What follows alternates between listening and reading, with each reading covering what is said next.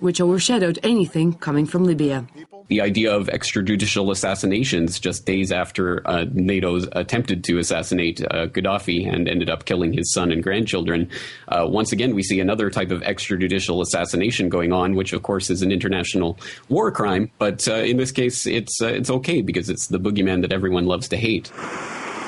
The coalition commanders have protested. They are in full compliance with the UN Security Council resolution on Libya and only target military objects, insisting they're not targeting any one person in particular.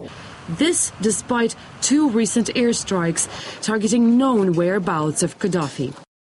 This was an attack on a civilian structure. This was Gaddafi's personal compound. They murdered 3 of his grandchildren, 1 of his sons. I think they're very delighted to have gotten rid of anybody with the name Gaddafi or associated with him, but they really wanted to get him, and they're not done trying. The idea is to kill him.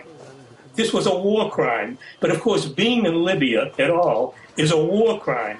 All of the complicit NATO countries are committing war crimes every single day, attacking civilian targets, killing civilians. The bombings sparked riots, with Gaddafi supporters storming the Italian and British embassies in protest. And some believe, should the coalition forces continue on their chosen course in Libya, the situation will go from bad to worse.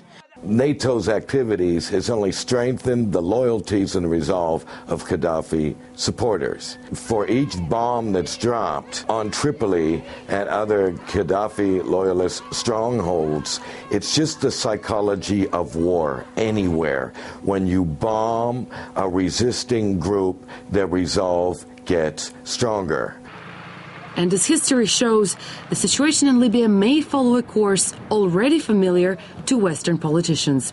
We have to give full credit to the U.S. Political establishment and the military establishment. They've been always very creative in finding enemies. First, it was the Soviet Union, and then it was the Russian Federation, and then came Osama bin Laden, Saddam Hussein, and these days, of course, we have Muammar Gaddafi, and the next ones will come, of course, definitely whenever the need arises. Moscow has expressed concern over the situation in Libya numerous times, saying the coalition is using excessive force. But protests from countries like Russia, China, and India have gone unnoticed by the West. And while NATO decides on its ultimate goal, who knows how many more lives will be lost. Irina Galushko, RT, Moscow.